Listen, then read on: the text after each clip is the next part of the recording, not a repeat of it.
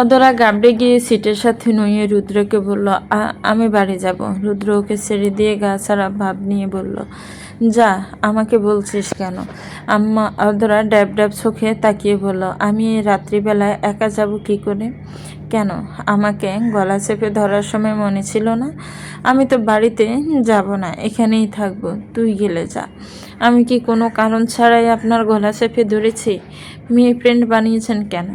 কই, আমি তো এই এতগুলো বছরে একটাও ছেলে ফ্রেন্ড বানিয়ে দেখিনি, এমনকি আমার আশেপাশেও কাউকে ঘেঁষতে দেয়নি। রুদ্রর এবার ভালো লাগছে না এই টপিক নিয়ে কথা শুনতে। যতবার নায়রার কথা শুনছে ওর রাগ উঠছে। ও শ্বাস ছেড়ে বলল, তোর আর আমার আলাদা আলাদা জায়গা, ব্যাপারটা বোঝার চেষ্টা কর। অদরা মুখটা গুটিয়ে নিল, অভিমান ভরা চোখ দিয়ে জানালার দিকে তাকিয়ে রইল। চেয়েছিল রুদ্র ওকে বুঝুক, এতগুলো বছরে ও রুদ্রকে ভালোবেসে গিয়েছে। ওর অনুপস্থিতিতে কোনো ছেলের সাথেও তো কথা বলার চেষ্টাও করেনি, আর সে তো দিব্যি ভালোই থেকেছে। অদরাকে জানারও চেষ্টা করেনি। অদরা কথাগুলো ভাবতে ভাবতে মনে মনে বলল, অদরা, তুই বেকার বেকার কথা বাড়াচ্ছিস। তখন তো রুদ্রর মাথায় ভূত চেপে ধরেছিল, আর এখন এসে দেখে তোকে কত ভালোবাসে। এরপর রুদ্র জিজ্ঞাসা করলো, কিছু খাবি? হুম, রেস্টুরেন্টে যাবি? না। ফুচকা আনি? না। কিছুক্ষণ এইখানে বসে থাকতে চাই, ভালো লাগছে। রুদ্র মিনিট 10 পরে গাড়ির স্টিয়ারিং ঘোরাতে ঘোরাতে ফোনটা হাতে নিল। অদরা অভিমান করলো বই কি, বলছিল তো আর একটু থাকবে এইখানে, কিন্তু রুদ্র তো নিজের মতোই চলে যাচ্ছে।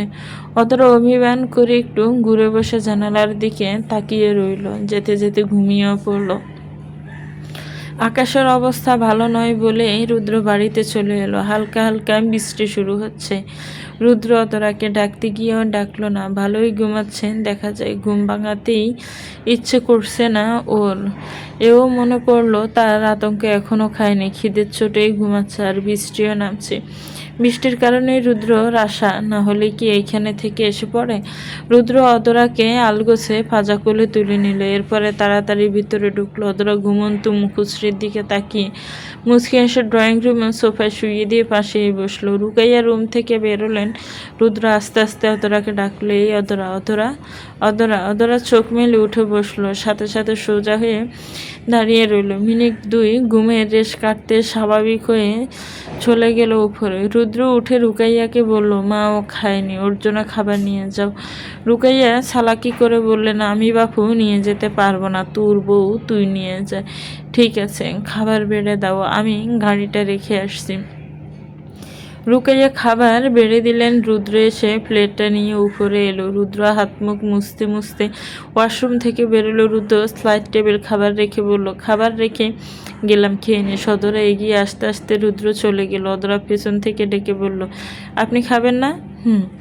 রুদ্র দাঁড়ালো না, নিচে চলে এলো। রুকাইয়া খাবার বেড়ে বসে আছেন, তিনিও খাননি। রুদ্র এসে বসলো। অদরাও খাবারের প্লেটটা নিয়ে নিচে এসে টেবিলে বসলো। রুদ্র আর চোখে তাকালো অদরার দিকে। অদরা মনোযোগ দিয়ে খাচ্ছিল। রুকাইয়া রুদ্রকে ইশারা করে বোঝালেন, কিছু হয়েছে নাকি? রুদ্র মাথা নাড়িয়ে বোঝালো না। আরিফ নেওয়াজ আর অনিমা নিচে এলেন। দুজনেই গিয়ে বসলো সোফায়। আরিফ নেওয়াজ রুদ্রকে উদ্দেশ্য করে বললেন, রুদ্র, একটা কথা বলছি শোনো।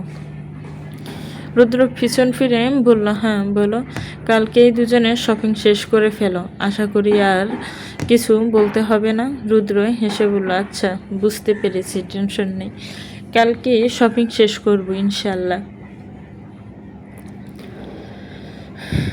রুকাইয়া বললেন, বিয়ের শাড়ি যাই কিনিস সেটা কিন্তু অদরাকে পরতে দিব না। রুদ্র জিজ্ঞাসা করলো, কেন? শাড়ি আমি কিনে রেখেছি। অদরা মাথা তুলল না, লজ্জা পেল। ও সেই শাড়িটা দেখেছে। এদিকে সোহা ঘুমিয়ে আছে। হঠাৎ রুমে কারো উপস্থিতি টের পেতেই উঠে বসলো। আদ্র রুমের দরজা লাগিয়ে রুমের লাইট জ্বালিয়ে দিল। সোহা ওকে দেখে হাফ ছেড়ে আস্তে করে বলল, তুমি এত রাতে? আদ্র বিছানায় এসে বসে বলল, হ্যাঁ আমি। তো তো কিছু না, তুমি এত রাতে এলে, কেউ দেখলে? আর আব্বু আম্মু এসেছে, ওনারা কেউ? আদ্র ধমক দিল, চুপ, সবসময় বেশি কথা বলিস। এত ভয় পাস কেন? আমি কি ভয় পাই? সোয়া ফিট ফিট করে তাকালো। আদ্র বলল, এত ভয় পেলে আমাকে পাবি কি? দর যেদিন জানাজানি হবে সেদিন তুই ভয়ে রুম থেকে বের হলি না, আর আমি একা শুধু বললাম যে আমি সোহাকে ভালোবাসি। সবাই কি আমার কথা বিশ্বাস করবে বল? বিশ্বাস করবে না, আর তুই আমাকেও পাবি না। তখন কি থাকতে পারবি আমাকে ছাড়া? সোহা বুঝতে পারলো আসলেই ভয় পেলে আদ্রকে পাবে না, তাই সাহস রাখতে হবে। সোহা এগিয়ে এসে আদ্রর বুকে মাথা রাখলো। আদ্র বলল, কি বললাম বুঝতে পেরেছিস? বুঝতে পেরেছি। তুমি আমার হবে, আমি তোমাকে হারাতে পারবো না। দাঁড়া, শুধু রুদ্র অদরার বিয়েটা হতে দে, আমি সবাইকে বলে দিব আমি তোকে ভালোবাসি, তোকে বিয়ে করতে চাই। তখন কিন্তু আমার হাতটা শক্ত করে ধরে রাখতে হবে, ছাড়বি না কিন্তু, ঠিক আছে? আমি তোমার পাশে থাকবো। পরদিন সকালে অদরাকে নিয়ে বের হলো রুদ্র। শপিং করবে বলে দুপুরের দিকে দুজনে টায়ার্ড, তাই ফিরে এলো। আর একদিকে এত শপিং করা সম্ভবও নয়। ওরা ফিরে এলো সন্ধ্যায় যাবে, আদ্র আর সোহাকে সাথে নিবে। বিকেলের দিকে অদরা রুমে নিজের শপিং করা ড্রেসগুলো একটা একটা করে কাবার্ডে তুলে রাখলো। আদ্র রুমে এসে বসলো সোফায়। অদরা কাজ করতে করতে জিজ্ঞাসা করলো, তোমাকে চিন্তিত লাগছে কেন? বইন একটা বড় সড়ো চিন্তায় আছি। কি চিন্তা বলো? রুদ্রবাই না কেমন একটা খোসা মেরে মেরে কথা বলে, যেমন। আর বলিস না, যেদিন কক্সবাজার থেকে ফিরলাম সেদিন রাতে সোহার সাথে দেখা করতে গিয়েছিলাম।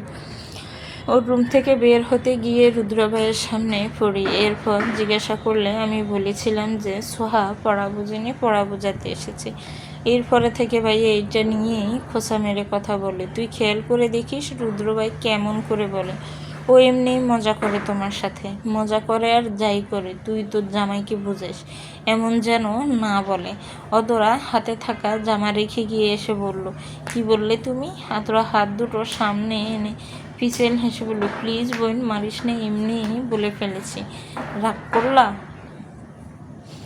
আর রুদ্রর সাথে বিয়ে হলে তো তোর জামাই হবে, তাই আগে থেকেই বলছি, তাই রাগ করলি? অদরা কপাল কুঁচকে নিয়ে বলল, দেখো এইসব ডায়লগ দিবা না, রাগ উঠছে। রুদ্র রুমে ঢুকতে ঢুকতে বলল, রাগ ভাঙাতে আমি এসেছি তো। আদ্র তুই যা তো দেখ সোয়ার পড়াশোনার কি অবস্থা। আদ্র অদরাকে ইশারা করলো, বোঝালো এমন করেই রুদ্র ওকে খোঁচা মেরে কথা বলে।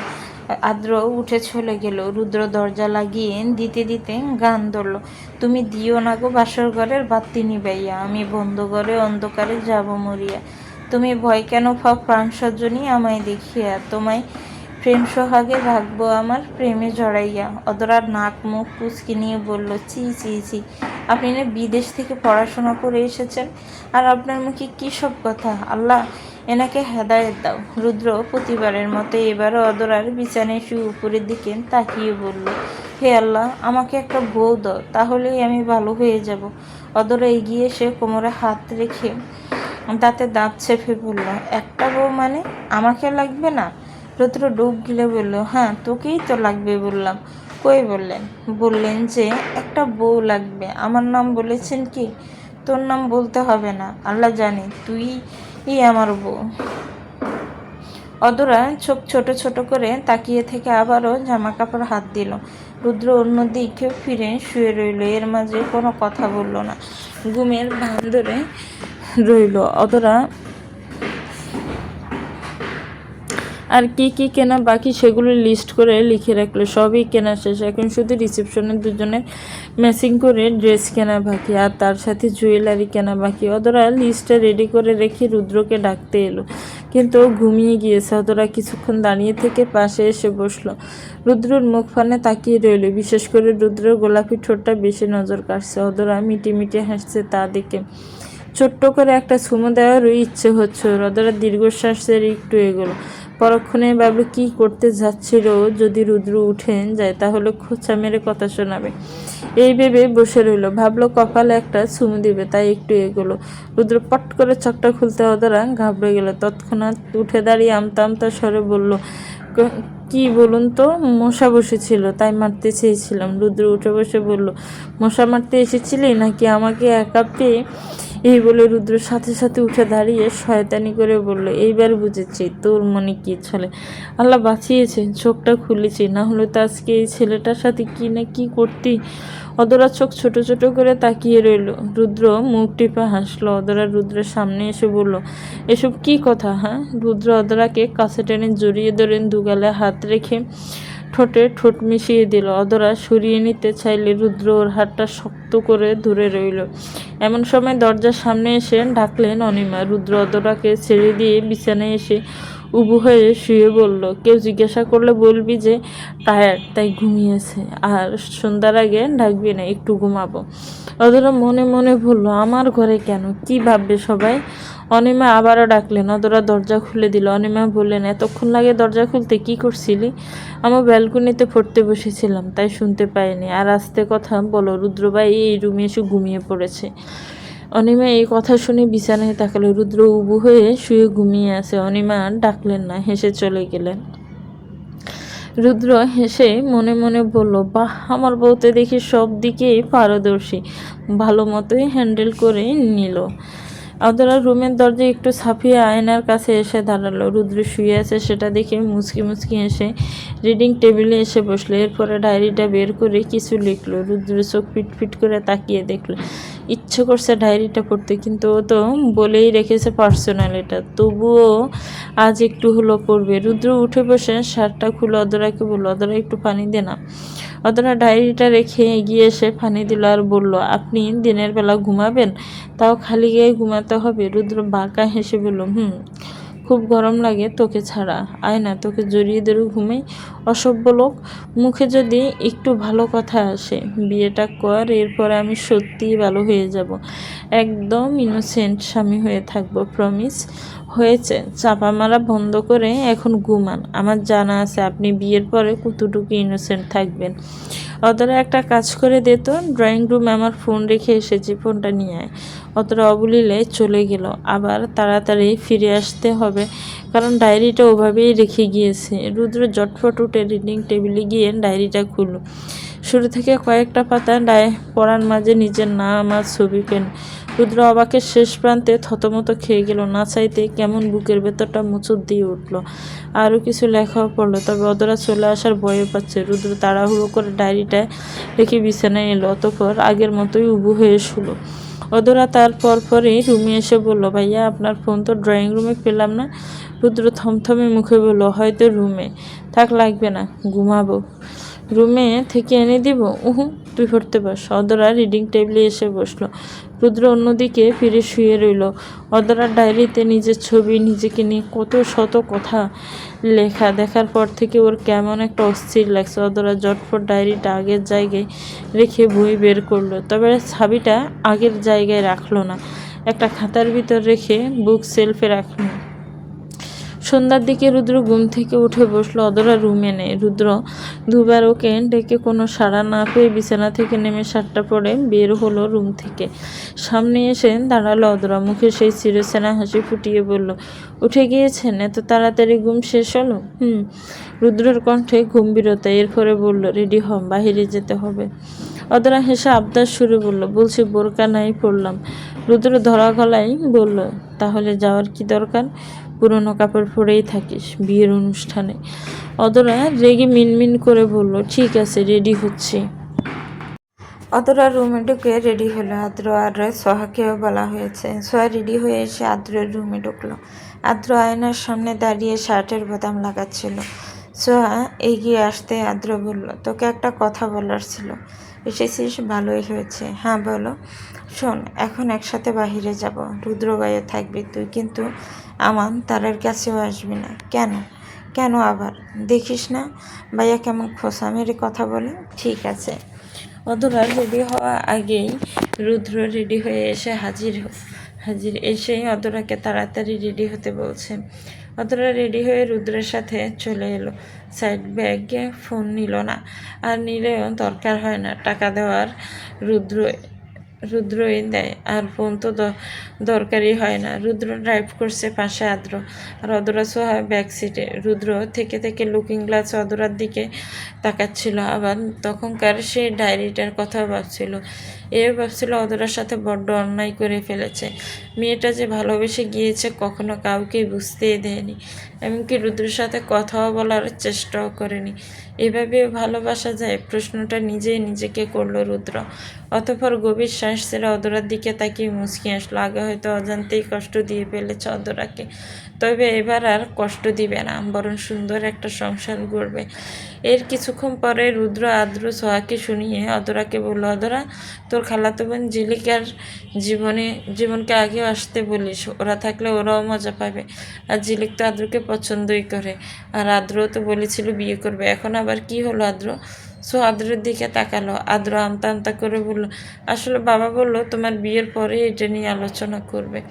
রুদ্র বাঁকা হেসে বলল, শোন, আমার বিয়ের মধ্যে তো ও আছেই, তো এই সুযোগে ওর আশেপাশে থাকতে পারবি। কী রে সোহা, তোর ছোটো ভাবি হিসেবে ঝিলিক কেমন হবে রে? সোহা থমথমে মুখে বলল, ভালো। আদ্র মনে মনে বলল, এমনি সোহার মাথার বিগড়ে যায়, তার মধ্যে আবার ঝিলিককে নিয়ে কথা বলে ব্রেন ওয়াশ করলে তো আরও বিগড়ে যাবে। আল্লাহ তুমি রুদ্রভাইকে হেদায়েত দাও, না হলে আমি বিয়ে করতে পারবো না। গাড়ি থেকে নেমেই আদ্র অদরাকে কিছু একটা ইশারা করলো। অদরা তা বুঝে মনে মনে বলল, আল্লাহ, আমার অর্ধেক জীবন যাবে ওদের ঝামেলা শেষ করতে। কথাটা ভেবে অদরা সোয়ার হাত ধরে যেতে যেতে বলল, তুই কিন্তু রুদ্র ভাইয়ের কথায় সিরিয়াস নিস না। তুই কিন্তু জানিস ভাইয়া ঝিলিককে পছন্দ করে না। রুদ্রভাই তোদেরকে জ্বালাতন করতে এমন বলল। আদ্র শুধু তোকে ভালোবাসি, বুঝেছিস? সোহা বলল, আপু, বুঝেছি, তুমি চিন্তা করো না, আমি ভুল বুঝবো না আদ্র ভাইকে। ও তো ভালোবাসে আমাকে, হ্যাঁ, এটাই মাথায় রাখবি, না হলে তো সেই ঝামেলা আমাকেই মিটাতে হয়। আমি এখন এইসব ঝামেলার মধ্যে নেই। সামনে বিয়ে, বিয়ে নিয়ে চিন্তায় আছি, বুঝেছিস? আপু, বুঝেছি। রুদ্র হুট করে অদরার হাত ধরে টান দিল, সোহার থেকে ছাড়িয়ে নিয়ে অদরার হাত ধরে হাঁটা দিল আর বলল, তুই শুধু আমার হাত ধরবি। অদরা চোখ ছোট ছোট করে বলল, মেয়ে মানুষ হাত ধরলেও আপনার সহ্য হয় না? সহ্য হয় না আমি বাদে, যেই তোর হাত ধরবে সেই মনে কর আমার শত্রু। আগে আমি ছিলাম না, তখন সোহা হাত ধরেছে, সেটা নিয়ে মাথা ব্যথা নেই, তবে এখন আমি এসে গিয়েছি, এখন এই হাত আমার। সোহা আবার আদ্রর জন্য দাঁড়ালো, ও পেছনে পড়েছে। অদরা যেতে যেতে হুট করে দাঁড়িয়ে গিয়ে বলল, ভালোবাসে না মাই? রুদ্র ফোঁস করে শ্বাস ছেড়ে বলল, আর কতবার শুনতে চাস তুই? আরে বলুন তো। ভালোবাসি, খুব ভালোবাসি তোকে। অদরার মুখে হাসি ফুটে উঠল। রুদ্রের হাতটা আঁকড়ে ধরে বলল, এবার ঠিক আছে, চলুন। রুদ্র কী যেন ভেবে দাঁড়িয়ে পড়ল, জেদ ধরে বলল, আমি যাব না। কেন, আপনার আবার কি হলো? ভালোবাসিস আমায়? অদরা মুখের কোনো এক সিলতে হাসি ফুটিয়ে বলল, ভালোবাসি না। তাহলে একাই যাব। যাব না আমি। যাবেন না? না, যাব না, এখানেই দাঁড়িয়ে থাকবো। অদরা নিচে বসে পড়ল। রুদ্র আশেপাশে তাকিয়ে তাকিয়ে বলল, আরে ওঠ, বসলে কেন? উঠবো না, চলুন আমার সাথে। রুদ্র দাঁত চেপে বলল, ঠিক বাপের মতো জেদ হয়েছে, ভাঙবে তো মস্কাবে না। উফ, উঠ, ভালোবাসি বলতে হবে না, যেদিন ইচ্ছে হয় বলিস। অদরা বিশ্ব জয় করা হাসি দিয়ে উঠে দাঁড়িয়ে রুদ্রর হাত ধরে বলল, চলুন। রুদ্র শ্বাস ছেড়ে বলল, আল্লাহ আল্লাহ করে বিয়েটা হতে দে, তখন দেখব ভালোবাসি না বলে যাস কই। অদরা যেতে যেতে হেসে বলল, আমি বলবই না ভালোবাসি। রুদ্রে হেসে বলল, তার মানে বাসিস? অদরা না বোঝার ভান করে মাথা দুদিকে নাড়িয়ে বলল, বাসি না। চলুন। রুদ্র কিছু বলবে ঠিক তখন হঠাৎ চোখে যেন কি যায়, চোখে হাত দিয়ে ডলতে শুরু করলো। অদরা বুঝতে পারে রুদ্র দুগালায় হাত রেখে অস্থির কণ্ঠে বলে, দেখি দেখি, আমার দিকে তাকান, আমার দিকে তাকান, দেখছি কি গিয়েছে। রুদ্র তাকালো, একটা টিস্যু বের করে দিল। অদরা সেটা দিয়ে চোখের ভিতরে যাওয়া ছোট্ট একটু পোকা বের করলো। এরপরে রুদ্র চোখে ফু দিল। রুদ্র কি কোনো তালে আছে? ও অদরার দিকে তাকিয়ে আছে তো আছে। অদরা বলল, কি হলো, স্বাভাবিক লাগছে না? রুদ্র মাথা কাত করে বলল, লাগছে। তাহলে চলুন যাই। রুদ্র হাসল। অতরা জিজ্ঞাসা করল, কারণ ছাড়া হাসছেন কেন? রুদ্র অতরার হাত ধরে গভীর গলায় বলে, ভালোবাসি কথাটা শোনাচ্ছে বেশি আনন্দ হয় যখন মানুষটার ব্যবহারে ভালোবাসা প্রকাশ পায়। অদরা মুচকি হেসে সামনের দিকে তাকিয়ে রুদ্রের সাথে হাঁটা দিল। এদিকে পেছন পেছন আদ্র আর সোহা যাচ্ছে। আদ্রের ইচ্ছে হচ্ছে সোহার হাত ওভাবে দূরে যেতে, কিন্তু যে খোঁচা মেরে কথা বলে তার থেকে না ধরাই ভালো। কিন্তু মন যে মানে না। আদ্র সোহার হাতটা ধরে হাঁটা দিল। যা হবার হবে। শপিং করা শেষে সব ব্যাগগুলো এনে গাড়ির ঠিকিতে রাখা হলো। আদ্র, অদরা, সোহা গাড়িতে উঠতে নিলে রুদ্র তিনজনকে উদ্দেশ্য করে বলল, শোন, আগেই গাড়িতে উঠিস না, একটা কথা বলবো। আদ্র বলল, হ্যাঁ বলো। রুদ্র গাড়ির চাবিটা আদ্রের হাতে দিয়ে বলল, তুই ড্রাইভ কর, আর সামনে বসবি সোহা, আর অদরা আমার সাথে পেছনে বসবি। কথা ক্লিয়ার? সোহা সাথে সাথে বলে দিল, ঠিক আছে, বসছি। সোহার কথায় রুদ্র মুখ টিপে হেসে গাড়িতে উঠল, সাথে অদরাও। আদ্র গাড়ি স্টার্ট দেওয়ার সাথে সাথে রুদ্র অদরার কোলে মাথা রেখে শুলো। অদরা ইতস্ত গলায় বলল, আহা, আপনি এভাবে শুলেন? রুদ্রের থেকে কোনো উত্তর এলো না। ওর কোনো উত্তর দিতে ইচ্ছেও করছে না। ডায়েরিটা দেখার পর থেকে ইচ্ছে করছে অদরাকে জড়িয়ে ধরে থাকতে, একটু হাতছাড়া করতে ইচ্ছে করছে না। কিছুতে যাওয়ার পরে আদ্র গাড়ির স্পিড কমিয়ে আনলো। এরপরে পেছন ফিরে অদরাকে বলল, অদরা, তোর না ফুল পছন্দ, ফুল কিনে নিয়ে আসি। কথাটা বলার একটাই উদ্দেশ্য, সেটা সোহাকে ফুল দেওয়া। আর রুদ্র মাথাটা তুলো খোঁচা মেরে বলল, আমার বউকে আমিই কিনে দিতে পারবো, আপনি বরং সোহাকে কিনে দিন। বেচারার কেউ নেই। অদরা মুখ টিপে হাসলো, যা দেখে আদ্র রেগে দাঁত চেপে সামনে ফিরল। রুদ্র উঠে বসে বলল, গাড়িটা সাইডে রাখ। আদ্র গাড়ি থামাতেই রুদ্র বলল, সোহাকে নিয়ে যা, দেখ কি ফুল নেবে। আর অদরা, নামতো গাড়ি থেকে, তোকে আমি কিনে দিব, কারো ফুল নিতে দিব না। আদ্র এই সুযোগে আর হাতছাড়া করতে চায় না, তবে সোহাকে সাথে নিয়ে গেলে আরও কথা শুনতে হবে, তাই ওকে রেখেই চলে গেল ফুল আনতে। সোহার জন্য গোলাপ ফুল নিয়ে এলো, অদরার জন্য কিনা সাহস হয়নি, যার বউ সেই দিক, ওর কি। রুদ্র অদরাকে নিয়ে এলো ফুলের দোকানে। অদরাকে জিজ্ঞাসা করলো, কি ফুল নেবেন? যা দিবেন তাই নেব, গোলাপ না বেলি, দুটোই দিন। রুদ্র আগে বেলি ফুলের গাজরা নিয়ে অদরার হাতে ফেঁসিয়ে দিল। এরপরে গোলাপের জড়ি থেকে সুন্দর দেখে একটা গোলাপ তুলে অদরার হাতে দিয়ে বলল, ফুলের মধ্যে যেমন গোলাপ সেরা, ঠিক তেমনি হাজারো মানুষের ভিতরে আমার কাছে তুই সেরা। পরদিন থেকে শুরু হলো ইলাহি কাজকর্ম। রুকাইয়া, অনিমা আর নাজমা সবাই মিলে কাজ করছে। এত বছর পরে বাড়িতে বিয়ে বলে কথা। ওদিকে অদরা ঘুম থেকে উঠে ফ্রেশ হয়ে ড্রয়িং রুমে এসে বসলো। মা চাচিকে কাজে ব্যস্ত দেখে বড়ই অবাক হলো। প্রতিদিন যেমন কাজ করে, এর থেকেও বেশি কাজে জোর দিয়েছে। সোহাও নিচে এলো। সে অদরার পাশে বসে আস্তে করে বলল, আপু, কি হচ্ছে এসব? অদরা বিড়বিড় করে বলল, আমার বিয়ে, বুঝতে পারছিস না? সোহা জিভে কামড় দিয়ে বলল, এই দেখো, মনেই ছিল না। এই সময় বাড়িতে ঢুকলো আদ্র। বেচারার কাঁধে একটা ভারী একটা বস্তা, আর হাতে একটা। অদরা আর সোহাকে ধমক দিয়ে বললে, এই এদিকে বস্তা নামো। অদরা উঠে গিয়ে আদ্র থেকে বস্তাটা নামালো। আদ্র হাঁপাতে হাঁপাতে এসে সোফায় বসলো, সাথে সোহার মাথায় একটা গাঁটটা মেরে বলল, এই যা, পানি নিয়ে আয়। সোহা মাথায় হাত দিয়ে উঠে চলে গেল। অদরা বস্তা খুলে দেখলো বাজার এনেছে আদ্র। অদরা অবাক হয়ে আদ্রের দিকে তাকিয়ে বলল, তুমি বাজার করতে গিয়েছিলে? রুকাইয়া আর নাজমা এগিয়ে এসে বস্তাটা থেকে সব শুকনো মশলা কিচেনে নিয়ে গেল। অদরে এগিয়ে এসে আদ্রের পাশে দাঁড়ালো। ওলনার মাথাটা ঘুরিয়ে ঘুরিয়ে বাতাস করতে লাগলো। সব পানি নিয়ে এলো। আদ্র পানি খেয়ে বলল, জীবনের প্রথম বাজারে গিয়েছিলাম, আল্লাহ, এত কষ্ট বাজার করা। সোহা বলল, কেন ভাইয়া, ড্রাইভার সাথে যায়নি? ড্রাইভারকে অন্য কাজে পাঠিয়েছে, আর বাবা আমাকে বলেছে বাজারে যেতে। ভেবেছিলাম যাবো আর কিনে নিয়ে আসবো, কিন্তু বাবা, কি ভিড়, কি দাম। সোয়া পিক করে হেসে দিল, যার কারণে আদ্র আজ খাই গলায় বলল, এই যা তো, চোখের সামনে থেকে সর। হাসির কথা বলেছি? সোহা মুখ বেঞ্চি কেটে জারি মেরে বলল, যাচ্ছি। আদ্র মুখ বেঁকিয়ে বলল, আমি এখানে অস্থির হয়ে বসে আছি, আর উনি হাসছে, মনে হচ্ছে যোগ করছি। সোহা ফিরে এসে বলল, জীবনে বউ পাবে না। না পেলাম তাও ভালো।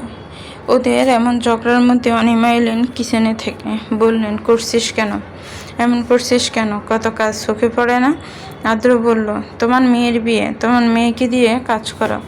অদরা জোর গলায় বলল, তোমার ভাগ্য ভালো তোমার ভাইয়ের বউ হচ্ছে, না হলে আমার মতো মেয়ে কোথায় পেত?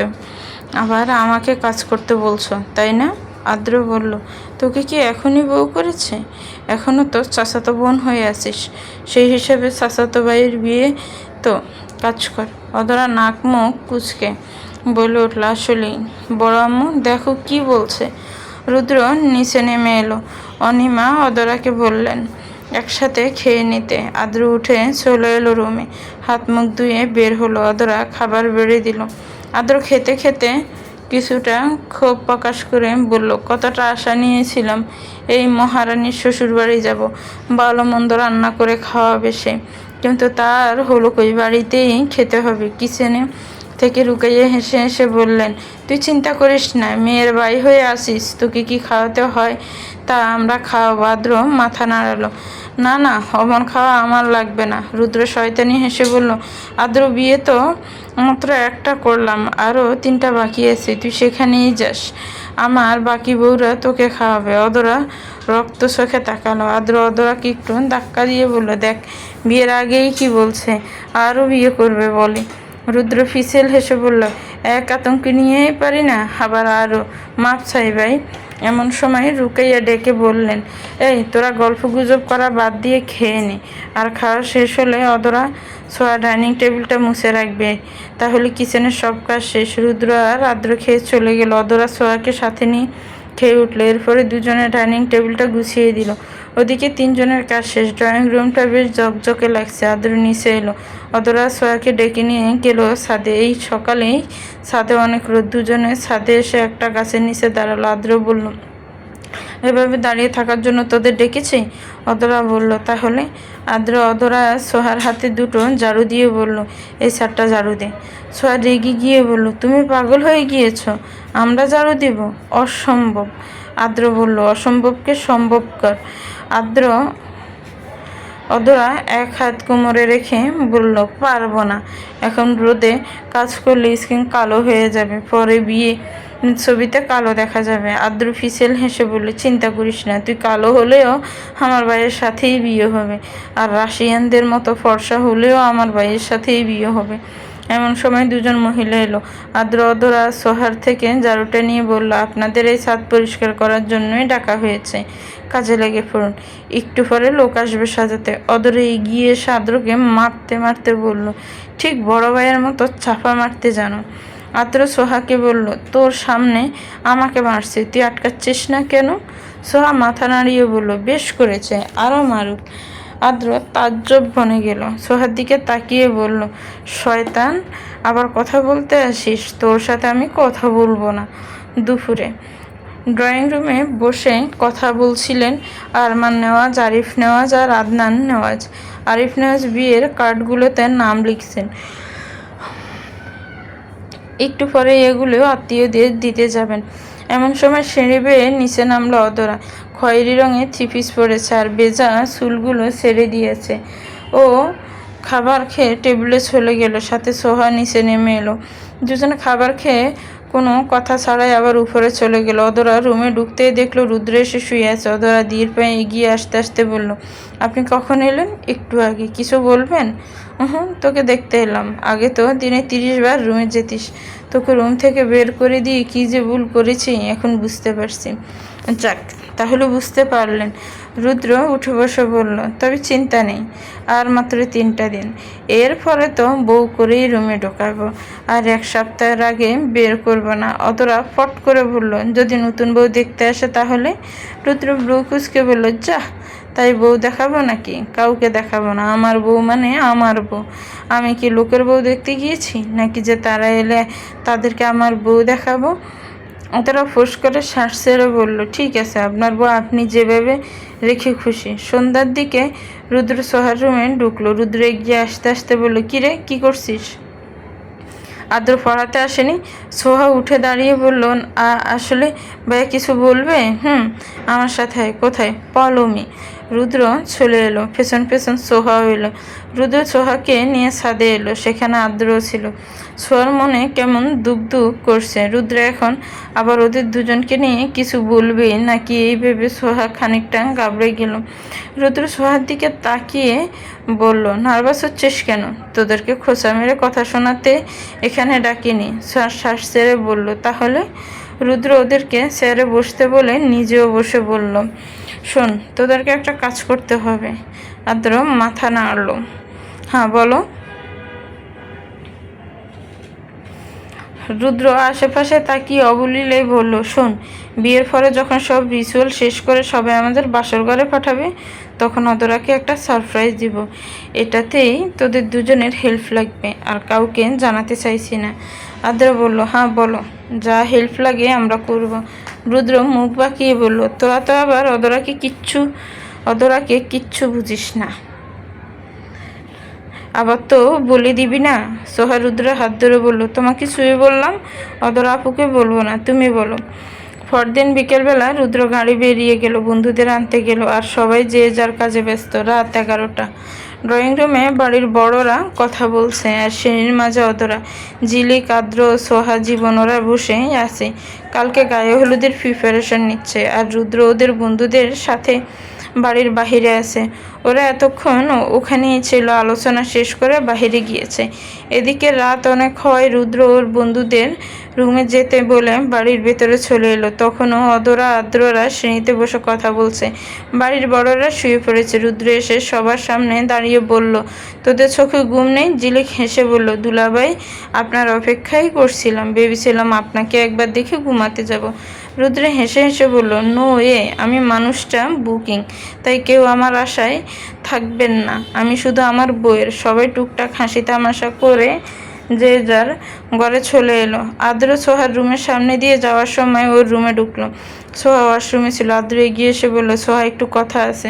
সোহা বের হতে হতে আদ্র বেরিয়ে গিয়ে নিজের রুমে এলো। ওর পিছু পিছু এলো ঝিলিক। আদ্র পেছন ফিরে হেসে বলল, তুমি কি মনে করে? ঝিলিক এগিয়ে এসে আদ্রের দু কাঁধে হাত রেখে রসিকতা সুরে বলল, আমার নামে বাড়িতে বলে বেরিয়েছ যে বিয়ে করবে, ভালোবাসো, তাই আমি আবার কি মনে করে আসবো? হবু স্বামীর ঘরেই এসেছি। আদ্র হেসে হেসে বলল, তুমি আমায় এভাবে ধরে কি বউ ছাড়া করার প্ল্যান করছো? সোহা দেখলে বিয়ে করবে না। জেলে খিলখিল করে হাসলো, অতঃপর ছেড়ে দিয়ে রসিকতার সুরে বলল, সবাইকে বলেছ আমাকে বিয়ে করবে, আর তলে তলে আরেকজন? আর যাই হোক, তোমাকে তো আমি বিয়ে করবই না। আদ্র হাসলো। এ সময় রুমে সোহা এলো। আদ্র আর ঝিলিককে হেসে হেসে কথা বলতে দেখে ওর গা ফিত্তি জ্বলে উঠলো। সাথে সাথে বলল, সরি, ভুল টাইমে এসে পড়লাম মনে হয়। ঝিলিক হেসে বলল, তেমন কিছু না, এসো। আর আদ্র, তাহলে গুড নাইট। ওকে, গুড নাইট। ঝিলিক চলে এলো। সোহা বুকে হাত গুজে অন্যদিকে ঘুরে বলল, কী জন্য ডেকেছ? আদ্র রুমে এসে রুমের দরজা লাগিয়ে দিল। সোহা বলল, দুজনে হেসে হেসে কি বলছিল? ও কিছু না, এমনি। সোহা রেগে আদ্রর দিকে এগোতে এগোতে বলল, কিছু না, এমনি। তাহলে হাসছিলে কেন? এমনি, তেমন কোনো টপিক ছিল না। মিথ্যে বলবে না, সত্যি করে বলো। আদ্র সোহাকে ঘাবড়ে দিতে ওকে পাজা করে তুলে নিয়ে বিছানায় এনে শুয়ে দিল, আর বলল, আমাকে নিয়ে এত সন্দেহ? তাহলে চল আজ বাসরটা করেই ফেলি। সোহার চোখ বড় বড় হয়ে গেল। আদ্র থেকে সরে গিয়ে বলল, আমি তো সন্দেহ করিনি। আদ্র আবার ওকে টেনে ওর উপরে শুয়ে বলল, মিথ্যে বলবি না, আজ তোকে ছাড়ছি না। এখন লাইট নিভিয়ে বাসর শুরু করব। সোহা কেঁদে কেঁদে বলল, আমি সন্দেহ করব না, ছেড়ে দাও এবারের মতো। আদ্র বাঁকা হেসে বলল, ছেড়ে দিব, এক শর্তে। কি? আদ্র কাট গলায় বলল, কালকে যেন বেশি নাচানাচি করতে না দেখি, আর ওই জীবনের আশেপাশেও যেন না দেখি। যদি দেখি, আমার থেকে খারাপ কেউ হবে না। সোহান নাক টেনে বলল, ঠিক আছে, তুমি যা বলবে তাই হবে। পরদিন সকাল সকাল বিয়েবাড়িতে হই হুল্লোড় বেঁধে গেল। বড়রা কাজের চাপে এদিকে সেদিকে ছোটাছুটি করছে, আর ছেলেমেয়েরা একজন এক একটা করছে। ছেলেরা ছাদে ডেকোরেশন সাজানোতে সাহায্য করছে, আর মেয়েরা হলুদ সন্ধ্যায় কোন শাড়ি পরবে সেটা নিয়ে ব্যস্ত। দুপুরে খাওয়া দাওয়ার পরে রুদ্র অদরার রুমের দিকে এলো। অদরা বিছানায় শুয়ে একটু রেস্টে নিচ্ছিল।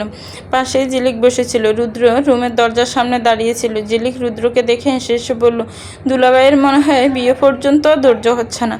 রুদ্র গাঁট চুলকাতে চুলকাতে বিড়বিড় করে আওড়ালো, সেটা যদি আগে বুঝতাম তাহলে তো এখন বাচ্চার বাপ হয়ে যেতাম। কথাটা অদরা বা ঝিলিকের কানে গেল না। অদরা উঠে বসলো। রুদ্র এগিয়ে আসতে আসতে ঝিলিককে বলল, শালিকা, তাহলে আমার বউয়ের সাথে একটু কথা বলার সুযোগ করে দিয়ে একটু বাহিরে যান। ঝিলিক হেসে বলল, কথা বলুন, আমি বরং যাই। আপনার ছোট ভাই কি করে? আমার সাথে তো তার আবার বিয়ে ঠিক হয়ে আছে। রুদ্র হেসে বলল, যান। ঝিলিক চলে গেল। রুদ্র এগিয়ে এসে বিছানায় বসে অদরার দিকে তাকিয়ে হেসে হেসে বলল, ব্যাগপত্র গোছানো শুরু কর। কালকে ইনশাল্লাহ তোকে বউ করে সসম্মানে আমার ঘরে নিয়ে যাব। অপমান করার পরে তো আর গেলিই না, এবার বউ হয়ে যাবি। অদরা হেসে বলল, ঠিক আছে। অদরা হাত দুটো রুদ্রের সামনে এনে উৎফুল্ল কণ্ঠে বলল, দেখুন মেহেদি পড়েছি, আপনার নামও আছে। রুদ্র হাত দুটো ধরে আলতো করে চুমু দিয়ে বলল, খুব সুন্দর হয়েছে। আচ্ছা অদরা, তোর কি মনে আছে? কি? ওই যে কয়েক বছর আগে আমাদের যেদিন বিয়ে হলো, তুই না বুঝেই কবুল বলেছিলি। মনে আছে। রুদ্র জড়ানো গলায় বলল, সেদিন না বুঝে শুনে কবুল বলেছিলি, আর কালকে জেনে শুনে কবুল বলবি। আমার অফিসিয়াল বউ হবি, সবাইকে বলতে পারবো আমার বউ ও রুদ্র নেওয়াজের বউ। রুদ্রের এমন কথায় অদরার চোখের কোণায় জল জমা হলো। চোখ মিটমিট করে বিছানা থেকে নেমে গেল, যাতে চোখের পানি রুদ্রের সামনে না আসে। তবে রুদ্রকে ভীষণ করে বলতে ইচ্ছে করছে, হ্যাঁ মনে আছে, আমার সব মনে আছে। কত অপেক্ষা করেছি আপনার জন্য, অবশেষে পাচ্ছি আপনাকে, আলহামদুলিল্লাহ। রুদ্র এসে অদরাকে পেছন থেকে জড়িয়ে ধরে কানে ফিসফিস করে বলল, খুব কষ্ট দিয়েছি তাই না? এবার আর কষ্ট দিব না, তোর কাছে তোর হয়েই থাকবো। অদরা চোখে জল নিয়ে হাসলো। রুদ্র হেসে হেসে রসিকতা করে বলল, আপনার বিয়েতে মত আছে তো? অদরা তাড়াহুড়ো করে চোখ মুছে পেছন ফিরে মাথা নাড়িয়ে বলল, মত নেই, আব্বু আম্মু জোর করে বিয়ে দিচ্ছে। রুদ্র তালে তাল মিলিয়ে বলল, এত ভারী অন্যায় করছে, তাদের নামে তো মামলা করা উচিত। অদরা রুদ্রের কাঁধে হালকা চাপড় মেরে বলল, এসব বন্ধ করুন, এবার বলুন কিসের জন্য এসেছেন। রুদ্র বাঁকা হেসে বলল, একটু জড়িয়ে ধরবো, চুমো খাবো, তাই এসেছিলাম। ঝিলিক তো দেখি ঠিকই বলেছে, আপনার তো দেখি ধৈর্য হচ্ছে না। দাঁড়ান, বড় আম্মুকে ডাকছি। মাকে আবার কিসের জন্য ডাকবি? বলবো তোমার ছেলে। হ্যাঁ, থামলি কেন বল, তোমার ছেলে, তারপর কি? ওদেরা লজ্জা পেয়ে বলল, এই সরুন তো, রুমে যান। এদিকে ঝিলিক সত্যি সত্যি এসেছে আদ্রর ঘরে। আদ্র মাত্র রুমে ঢুকে বিছানায় এসে বসে আছে। ঝিলিক এসে বলল, হবু বর কি করেছে, আসা যাবে কি? ও তুমি এসো, মাত্র এসে বসলাম। ঝিলিক এসে বিছানার এক কোণে বসলো। আদ্র বলল, কিছু বলবে? কি বলবো, ভালো লাগছিল না। সোহা কোথায় জানো? আদ্র বলল, সাবান নিচ্ছ মনে হয়। বাব্বা, সোয়ার খবর দেখিয়ে আগে আগে বলে দিচ্ছ। তো বিয়ে করছো কবে? ভাইয়ের বিয়েটা হয়ে যাক, তারপর সবাইকে জানাবো। ও ভালোই, আমাকে কিন্তু আগে ইনভাইট করতে হবে। আদ্র হেসে হেসে বলল, তুমি হলে আমার আগের ওয়াইফ, তোমাকে তো আগেই ইনভাইট করতে হবে। করো, সমস্যা নেই। বিকেলে পার্লার থেকে লোক এসে অদরাকে সাজিয়ে দিয়ে গেল। ওর সাজা শেষ হতেই রুদ্র এসে হাজির। অদরাকে এত সুন্দর লাগছে হলুদ সাজে। ও দেখে কিছুক্ষণ টাচকি খেয়ে বসে রইল। অদরা এগিয়ে এসে রুদ্রর মুখের সামনে হাত উপর নিচ নাড়িয়ে বলল, এই কি হলো আপনার? রুদ্র গম্ভীর কণ্ঠে বলল, তোকে খুব সুন্দর লাগছে।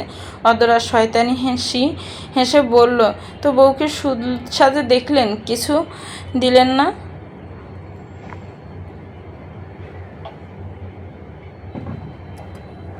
রুদ্র উঠে দাঁড়িয়ে বলল, তোকে কি দিব, তুই এই জীবনটাই নিয়ে নে।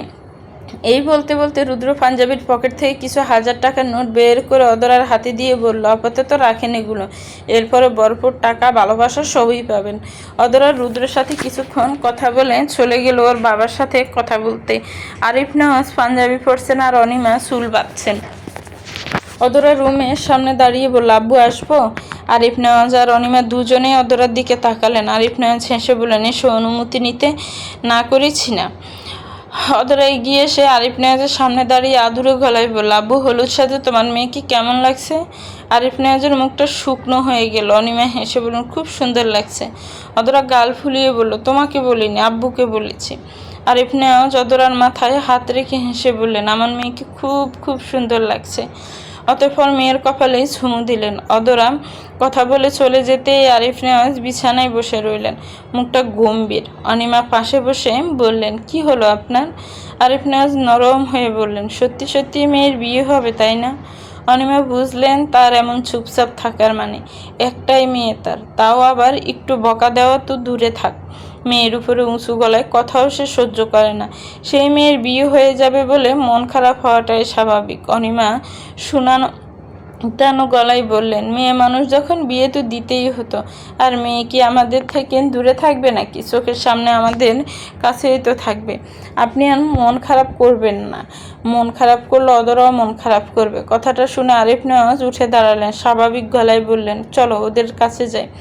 রুদ্র রেডি হয়ে অদরাকে সাথে নিয়ে ছাদে এলো। দুজনের এন্ট্রি দেখে সবাই খুশি।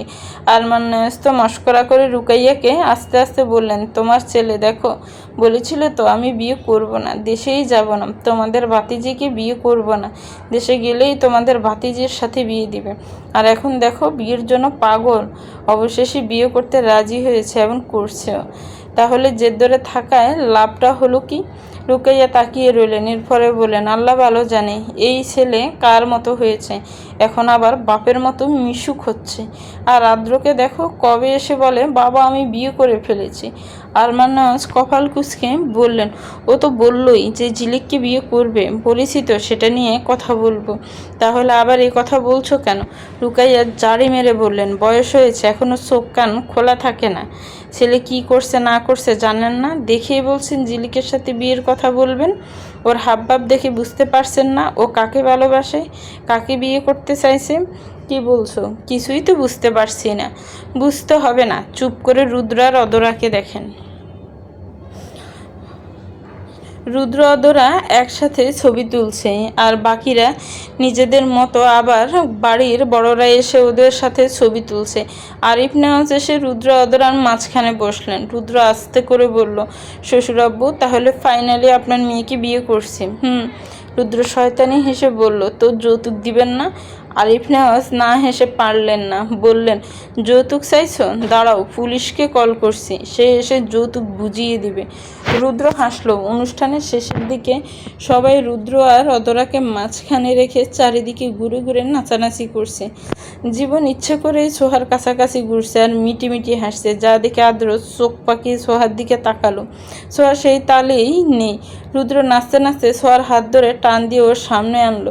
সোহাকে যে কিছু বলবে তার উপায় নেই, কেননা বক্স বাজছে খুব জোরে আর সবার সামনে বলাও যাবে না। এর থেকে ভালো সোহার হাত ধরে তালে তালে নাচা শুরু করলো। এক হাতে সোহার, আরেক হাতে অদরার হাত ধরে রইল। আদ্র আর কি নাচবে, ওর মাথায় প্রায় রক্ত উঠে গিয়েছে। ওকে বারবার করে বলা হয়েছে কাল নাচানাচি কম করতে আর এই জীবনের থেকে দূরে থাকতে, কিন্তু এই মেয়ে দেখে দেখে জীবনের কাছেই যাচ্ছে বারবার। সবাই একটা সময়ে প্রায় টায়ার্ড। অদরা আর রুদ্র ওখানে স্টেজে বসে রইল। আদ্র এসে ওদের দুজনের জন্য 2 গ্লাস করে শরবত নিয়ে গেল। রুদ্র আদ্রকে জিজ্ঞাসা করলো, ছোঁয়া কোথায় রে? আদ্র যেতে যেতে রাগী কণ্ঠ বলল, জাহান্নামে যাক, আমার কাছে জিজ্ঞাসা করছো কেন? রুদ্র বিড় করে বলল, ওই রাগ দেখাচ্ছে, একটু পরেই তো আবার চুমু খেতে ওর ঘরে যাবে, ওকে আমার হাড়ে হাড়ে ছেনে আছে। অদরা মুখের উপর বলে দিল, আপনি আবার কাকে বলছেন? দুজনেই তো একই পথের প্রতীক। রুদ্র পিছেল হাসলো। অদরা জিজ্ঞাসা করলো, ওদের আবার কি হলো? রুদ্র বলল, কি আবার হবে, রাগ করেছে? কেন?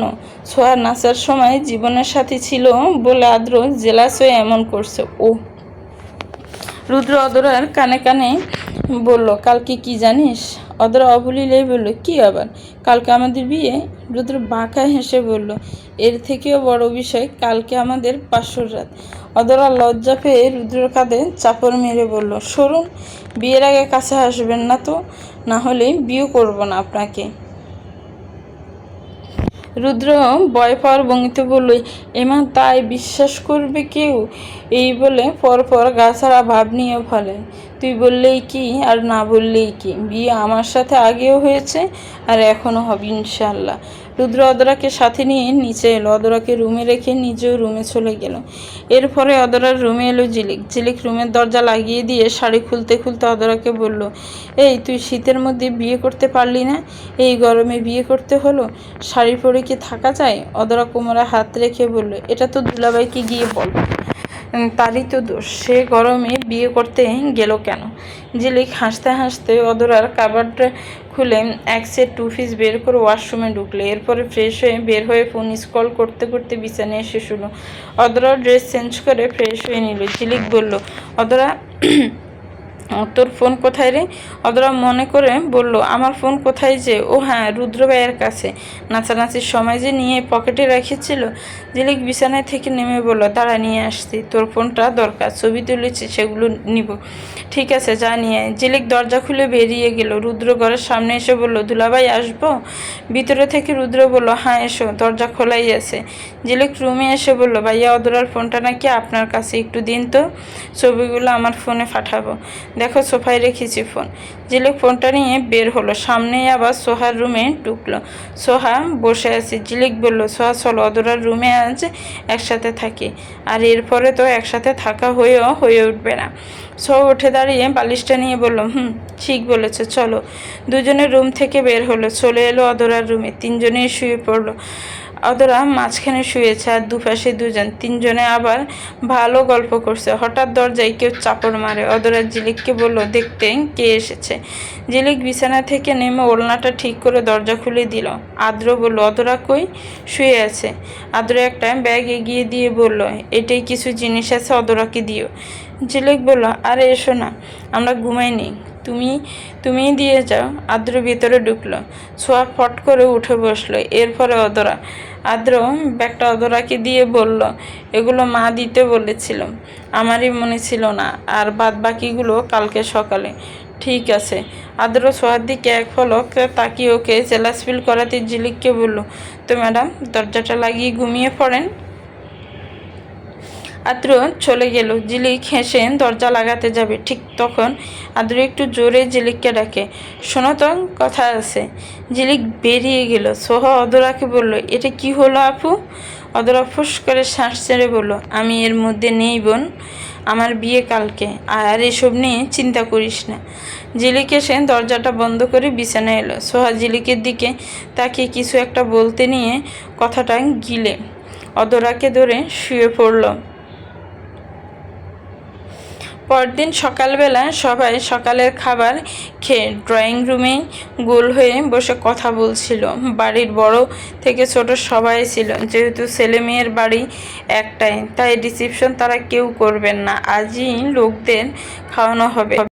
আরিফ নেওয়াজের একটাই মেয়ে, তাই বিয়েটা খুব ধুমধাম করিয়ে দিচ্ছেন, অনেক লোক বলেছেন। এবার আবার এও ভেবে দেখলেন রিসেপশন অনুষ্ঠান ছাড়া বিয়ের অনুষ্ঠান সম্পূর্ণ নয়, তাই ছেলে মেয়েদের মন যেন না খারাপ হয়, তাই ছোট করে গেট টুগেদার ইভেন্ট করবেন। এই মুহূর্তে কথার মাঝে আরমান নেওয়াজ বললেন, ভাগ্যিস বিয়েটা একই বাড়িতে, তাহলে আরও কত কাজ থাকতো। তবে যাই বলো, আমার আদ্রর বিয়েতে আশা রাখাই যায়। ছোট ছেলের বউ আনতে যাব সবাই মিলে। ওনার শেষের কথা শুনে আদ্র বিষম খেয়ে উঠল। রুকাইয়া ছেলের মাথায় চাপড় মেরে আরমান নেওয়াজকে উদ্দেশ্য করে বললেন, রুদ্রের বিয়েটা হয়ে যাক, এরপরে আদ্রর কথা চিন্তা করবে। ফাঁস থেকে রুদ্র শয়তানি হেসে আরমান নেওয়াজকে বললেন, বাবা পুত্রবধূ তো তোমার ছোট ছেলের পছন্দ করাই আছে। সেদিন না বললো? আদ্র ডুব গেলে অনিমার দিকে তাকালো। সেদিন অনিমায় ঠাস করে বলে ফেলেছিল আদ্র ঝিলিককে পছন্দ করে, আর সেখান থেকে সবাই জেনে গেল আদনান নেওয়াজ আর চোখে মেয়ের দিকে তাকিয়ে ওর প্রতিক্রিয়া দেখতে চাইছে। সোহা অদরার সাথে চুপচাপ বসে আছে বলতে অদরাই জোর করে বসিয়ে রেখেছে। আপাতত ঝিলিক আর আদ্রর প্রসঙ্গটা পাল্টাতে অদরা উঠে দাঁড়িয়ে, আদ্র ভাই, ঝিলিক সহ তোমরা সবাই আমার সাথে এসো তো, সাথে কাজ আছে একটা। রুদ্র ফট করে বলে দিল, আমাকে ডাকবি না? ওর কথা সবাই হেসে উঠল। অদরা লজ্জা পেয়ে উপরে যেতে যেতে বলল, গেলে আসুন, না গেলে নাই। রুদ্রের সাথে সাথে ওর পিছু পিছু চলে এলো। অদরা বুদ্ধি করে রুমে এলো। রুদ্র এলো। অদরা রুদ্রের দিকে তেড়ে এসে বলল, আপনার আর বড় আব্বুর সমস্যাটা কি বলুন তো? আদ্র ভাইয়ের সোহার প্রেমটা বুঝি সহ্য হচ্ছে না? রুদ্র হেসে মাথা নাড়িয়ে বলল, না, ইচ্ছে তো করছে সবাইকে বলে দে আর ওদের বিয়েটা হোক। আদ্র এলো অদরাকে ডাকতে। অদরা, আমাদের ডেকে রুমে এসে কথা বলছিস, চলো। অদরা রুদ্র হাত ধরে যেতে যেতে বলল, চলুন আমার সাথে। কোথায়? জঙ্গলে। তোর সাথে জঙ্গলে কেন? আকাশ পাতাল সব জায়গায় যেতেই রাজি, যদি তুই থাকিস। আদ্র পেছন ফিরে বলল, আপাতত ছাদে আয় দুজনে, এরপরে আকাশ পাতাল ট্যুরে যাস। রুদ্র, আদ্র আর অদরা ছাদে স্টেজে এলো। ঝিলিক সোহা সেখানেই ছিল। সবাই বিয়ের বরকনের এন্ট্রির সময় নাচবে, রুদ্র নাচবে। এরপরে এলো জীবন। তারপর সবাই নাচের রিহার্সেল করছিল। রিহার্সেল শেষ হলে আদ্র আগে নিচে নেমে আসে। কালকে থেকে সোহার সাথেও কথা বলেনি, সোহা বলেনি এই ভেবে যে আদ্র হয়তো আগে কথা বলবে। রুদ্র রুমে ফিরে এসে কাউকে কল দিয়ে কথা বলতে থাকে। এরপরেই সোহা আসে, আদ্রকে কথা বলতে দেখে দাঁড়িয়ে থাকে। আদ্র কল কেটে দিয়ে ভারী গলায় বলল, কি হয়েছে, তুমি রাগ করে আছো? আদ্র ফোন রেখে বিছানা থেকে টাওয়াল নিয়ে সোফায় রাখতে রাখতে বলল, আমি কেন রাগ করে থাকবো? রাগ করার আমি কে? সোয়া নরম গলায় বলল, সত্যিই তুমি রাগ করে নেই তুমি? আদ্র হতবাক। ও তো বলবে রাগ করে নে, তাই কি সোয়া বুঝবে না? বুঝে কি এগিয়ে আসবে না? কথাটা ভাবতে ভাবতে সোয়া বলল, আমি আরও ভাবলাম রাগ করে আছো। আদ্র কোনো উত্তর দেওয়ার মুডে নেই। সোয়া কি পারেন না আদ্রকে জোর দেখিয়ে কোনো কথা বলতে? একবার জড়িয়েও তো ধরতে পারে, কিন্তু এই মেয়ের মাথায় তা ঢুকবেই না। আদ্র রুম থেকে বেরিয়ে যাওয়ার আগে দরজার সামনে দাঁড়িয়ে গাটা হালকা ঘুরিয়ে নিরেট কণ্ঠে বলল, যে বুঝেও না বোঝার ভান করে থাকে তাকে যদি আস্ত একটা রচনা লিখে বোঝায় তাও সে কোনো কিছুই বুঝবে না। বলে আর এক মুহূর্ত দেরি করলো না, চলে গেল। সোয়ার চোখ বেয়ে জল গড়িয়ে পড়েছে। কথাটা মোটে অন্য কাউকে নয়, বরং ওকেই বলে গিয়েছে। ওই বা কি বলবে? বলল তো রাগ করেছে কিনা। সোয়া কাঁদতে কাঁদতে চলে এলো নিজের ঘরে। দুপুরের পরপরই পার্লার থেকে দুটো মেয়ে এলো অধরাকে সাজাতে। ঝিলিক ওদেরকে নিয়ে এলো উপরে একটা রুমে। এরপরে দুজন কফি হালকা নাস্তা এনে দিল। তাদের থেকে একজন মেয়ে বললো বিয়ের কনেকে এখানে আনতে। ঝিলিক ওই রুম থেকে বেরিয়ে গেল অধরার রুমে। অধরা তোকে সাজাতে এসে পড়েছে, আমি ওদেরকে ওই কফি নাস্তা দিয়ে এসেছি, ওরা তো নিয়ে যেতে বললো। অধরা ফোনটা হাতে নিয়ে বলল, চলো ওইখানে সব রেডি। রুকাইয়া রুমে ঢুকতে ঢুকতে বললেন, সব রেডি মানে? আসল জিনিসে তো নিসনি। হাতে তার একটা শাড়ি, এই শাড়িটাই অধরা সেদিন দেখেছিল। রুকাইয়া বলেছিলেন এটা রুদ্রের বইয়ের জন্য। অধরা হেসে মনে মনে বলল, বড় আম্মু তোমার রুদ্রের বইই আজ এই শাড়ি পরবে। যাক, সব কিছুর জন্য আলহামদুলিল্লাহ। রুকাইয়া শাড়িটা দিলেন অধরার হাতে। তার চোখে পানি। অধরা জিজ্ঞাসা করলো, কাঁদছো তুমি? রুকাইয়া নাক টেনে বললেন, কই কাঁদছি, আজ আমার সব থেকে খুশি কে বল? এতদিনে কত কেঁদেছি, আল্লাহর কাছে বলেছি ছেলেটাকে বাড়ি ফিরিয়ে আনো, ও এলেই বিয়ে হবে, আর হলোও। অধরা ডান হাত দিয়ে তার চোখের পানি মুছে দিয়ে বলল, কাঁদলে কিন্তু বিয়ে করব না। রুকাইয়া হেসে উঠলেন। অধরার কাঁধে হাত রেখে বললেন, সুন্দর করে সাজবি, আমি কাজ সেরে তোর কাছে আসছি। রুকাইয়া চলে গেলেন। সাথে সাথে রুমে ঢুকলো রুদ্র। ঝিলিক বলল, অধরা তাহলে তুই আয়, আমি গিয়ে দেখছি ওদের সুবিধা হচ্ছে নাকি। যা। ঝিলিক চলে যেতে রুদ্র অধরাকে জিজ্ঞাসা করলো, কোথায় যাবি এখন? বউ সাজতে। পার্লার থেকে লোক এসেছে সাজাতে। ও, এত আগে সাজবি? কই এত আগে? একটা ব্রাইড সাজাতে অনেক সময় লাগে বুঝলে। তোদের কত কিছুই লাগে, আমার আবার এত লাগবে না, শুধু শেরওয়ানিটা পরবো, শেষ। তুই এখন সাজবি, তাহলে আমি কি করব এখন? কি আর করবেন, আবার আমার রুমে ঘুমান। ঠিক আছে যা, আমার বউ সেজে এসে ডাক দিবি কিন্তু। আচ্ছা। অতরা চলে যাবে তখন রুদ্র ওর হাত ধরে টেনে কাছে এনে বলল, ও বউ না সাজলো কেন জানো? বউ বউই লাগছে তোকে। যে না, বউ সাজবো, তখনই পরিপূর্ণ বউ বউ লাগবে বুঝলেন। রুদ্র না বোঝার ভান করে মাথা দুলিয়ে বলল, না তো বুঝিনি, একটু সুমুতে বুঝে যাব। পারবো না এখন, বাড়ি ভর্তি লোকজন। রুদ্র শয়তানি হেসে বলল, তাহলে দরজা বন্ধ করে আসি। অধরা ঝাড়ি মেরে বলল, এই ছাড়ুন তো, দেরি হচ্ছে। অধরা চলে গেল। রুদ্র ওর দিকে তাকিয়ে একটু জোরে বলল, এখন ঝাড়ি মেরে যেতে পারলি, তবে কবুল বলার পরে ঝাড়ি মেরে দেখিস রাস্তায় ফেলে দিয়ে আসবো। আরিফনাজ এদিকে মেয়ের ঘরে আসছিলেন। কথাটা শুনে রুদ্রের মুখোমুখি হয়ে বললেন, কি বললে? রুদ্র হেসে বলল, চুমু খেতে বলে চেয়েছিলাম, খেতে দেয়নি, ঝাড়ি মেরে চলে গেল, তাই বললাম এই কথা। আরিফনাজ হতবিহ্বল। বিয়ের আনন্দে এই ছেলের লাজ লজ্জা নেই। রুদ্র টি শার্ট খুলে বিছানার দিকে গিয়ে বলল, তোমার মেয়ের সাজতেই নাকি অনেক সময় লাগবে, আমি কি করব তাহলে? একটু রেস্ট নেই। আরিফনাজ শ্বাস ছেড়ে বললেন, হ্যাঁ নাও। সন্ধ্যার দিকে রুদ্র আর অধরা ছবি তোলা হয়ে গেলে ওরা গ্রুপ ডান্স করবে। সবাই এখানে রয়েছে, সোহা আসেনি এখনও। রুদ্র আদ্রকে যেতে বলল যেন ওকে ডেকে নিয়ে আসে। আদ্র অমত করলো। রুদ্র ইচ্ছে করে জীবনকে যেতে বলল। যা দেখে আদ্র রাগে নিজেই চলে গেল ডাকতে। বিড় করে বলল, শালার এমন এক জায়গায় আছি, এই মেয়ে অবুজটাকে হাতে কলমে শিখিয়ে দিতে হয় রাগ করেছে কিনা। আরেকদিকে এই জীবনের বাচ্চা এসেছে। আরে ভাই, এই যাবে কবে? বলতে বলতে ঝিলিকের সাথে দেখা হলো। ও ঝিলিককে কিছু একটা বলে চলে এলো সোহার রুমের দিকে। সোহা রেডি হয়ে বের হলো। আদ্র বলল, তুই জানিস না অদরা তোকে আশেপাশে না ফেলে কেমন করে? এখনও যাসনি কেন? খুঁজছে। সোহা মিনমিন করে বলল, যাচ্ছি, ওই একটু দেরি হয়ে গেল, চলো। আদ্র আগে আগে যাচ্ছে, সোহা ওর পিছনে। ছাদে আসার সিঁড়ির কাছে আসতে দেখা হলো ঝিলিকের সাথে। ঝিলিক ইচ্ছে করে পড়ে যাওয়ার ভান করে আদ্রের দুই কাঁধে হাত রাখলো। আদ্র বলল, দেখে হাঁটবে না? ঠিক আছো? ঠিক আছে। তো কোথায় যাচ্ছিলে? তোমাকে ডাকতে যাচ্ছিলাম। কেন, কিছু বলবে? ঝিলিক বলল, আদ্র ব্যস্ত কণ্ঠে বলল, উপরে চলো, পরে কথা বলবো, সময় নেই, সবাই ওয়েট করছে। বলে আদ্র আগে আগে চলে গেল। সোহা সেখানে ঠায় দাঁড়িয়ে আছে। ঝিলিক ওর চিন্তা দূর করতে হেসে বলল, সোহা, ডোন্ট মাইন্ড, তোমার আদ্রকে আমি নিচ্ছি না, ও তোমারই থাকবে। সোহা হেসে উপরে চলে এলো, কিন্তু বুকের ভিতরে যে জ্বর বইছে সেটা কি করে সামাল দিবে? আদ্র খুব রাগ করেছে, ওর ব্যবহারেই বোঝা যাচ্ছে। কি করে রাগ ভাঙাবে এখন? অদরা আপুর কাছে শুনবে কি? কিন্তু ও তো বিয়ে নিয়েই ভিজে থাকবে, বলবে কি করে? বিবাহ পর্ব সম্পূর্ণ হওয়ার পরে আত্মীয়রা চলে গেল। আরিফ নেওয়াজের ইচ্ছা অনুযায়ী অনেক বড় করে অনুষ্ঠানও হলো। রাত 10টার দিকে প্রায় বাড়িটা অনেকটাই খালি হয়েছে, কাছের আত্মীয়রাই রয়েছে শুধু।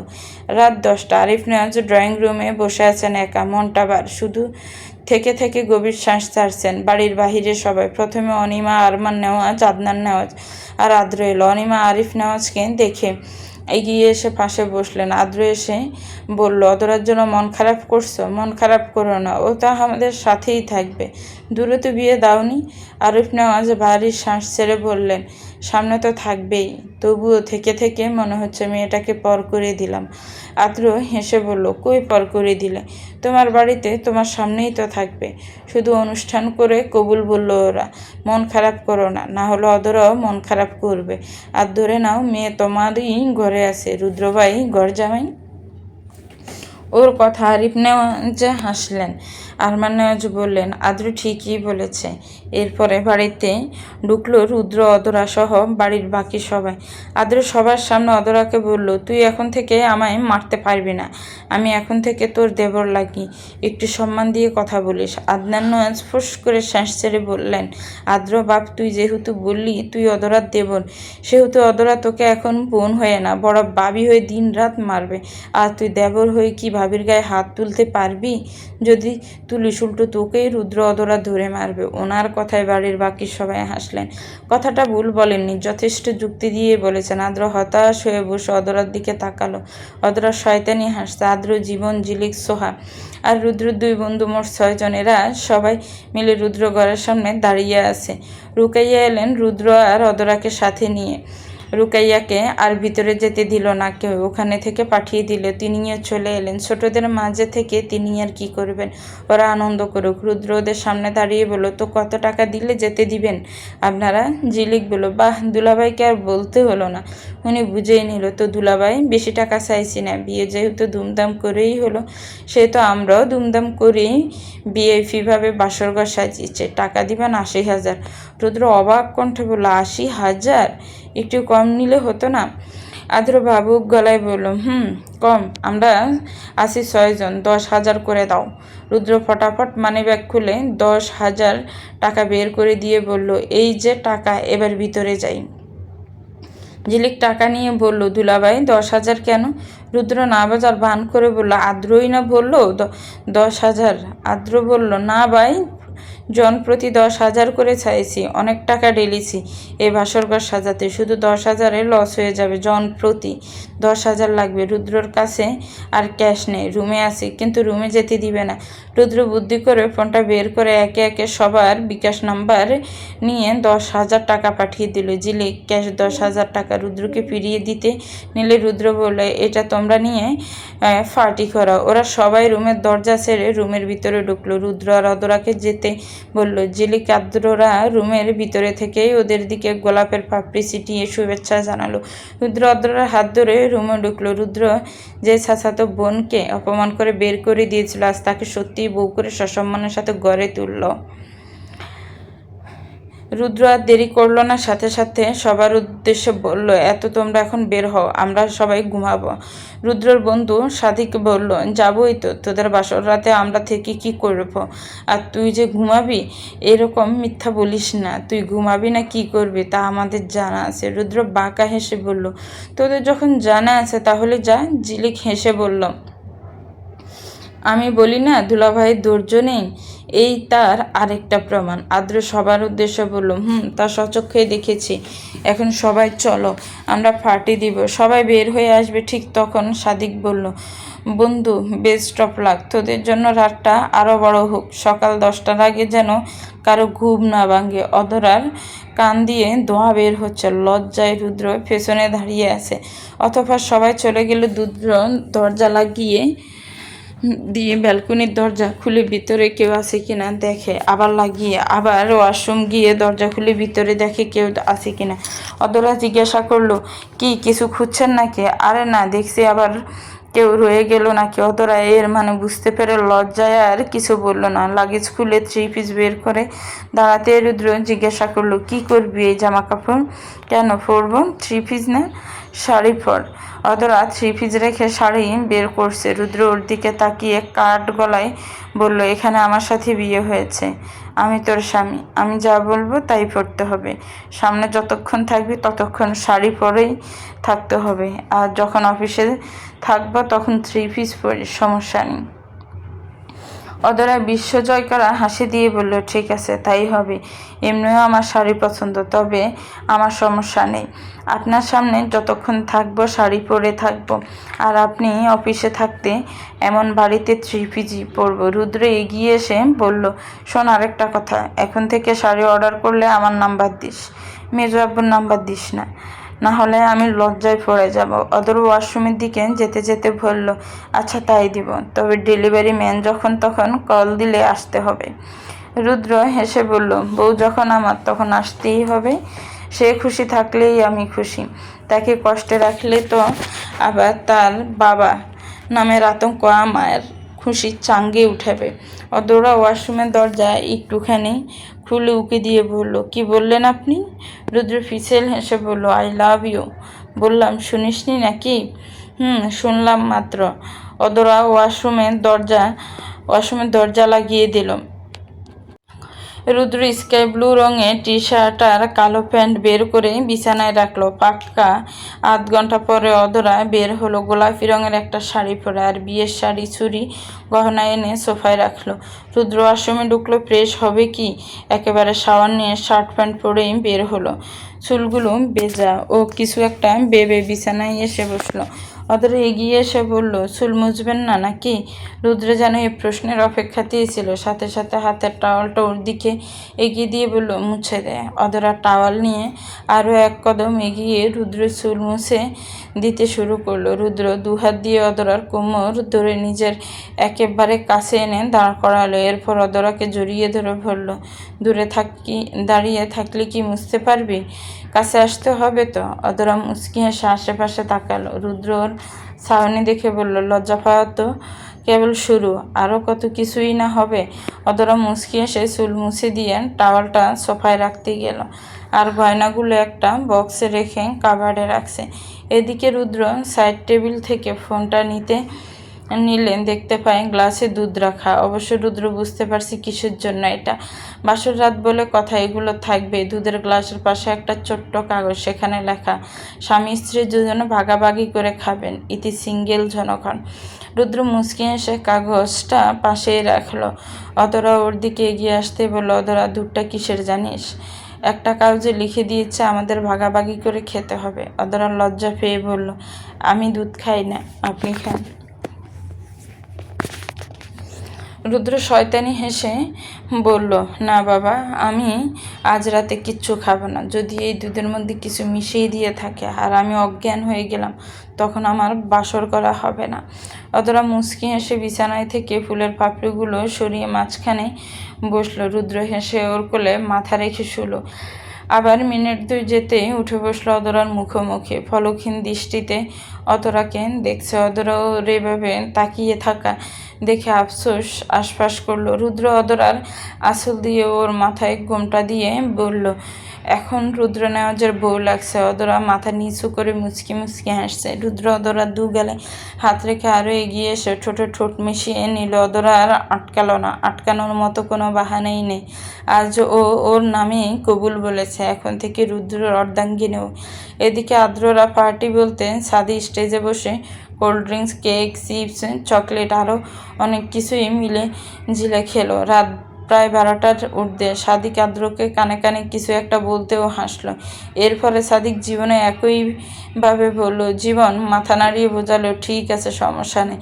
আদ্র সোহা আর জিলিককে বলল, তোমরা দুজন চলে যাও, রাত অনেক হলো। সোহা আর জিলিক চলে এলো। নিচে এসে জিলিক অদরার রুমে এলো আর সোহা ওর নিচের ঘরে। সোহা ড্রেস চেঞ্জ করে চলে গেল জিলিকের কাছে। জিলিকই বলেছিল ড্রেস চেঞ্জ করে দেখা করতে। সোহা জিলিকের সাথে প্রায় আধ ঘন্টার মতো কথা বলে বের হলো। সামনে দিয়ে গেল আদ্র। মোটেও ওকে স্বাভাবিক লাগছে না, কেমন এলোমেলো ফাঁসাচ্ছে। চোখ মুখও স্বাভাবিক না। সোহা ওর পিছু পিছু রুমে ঢুকলো।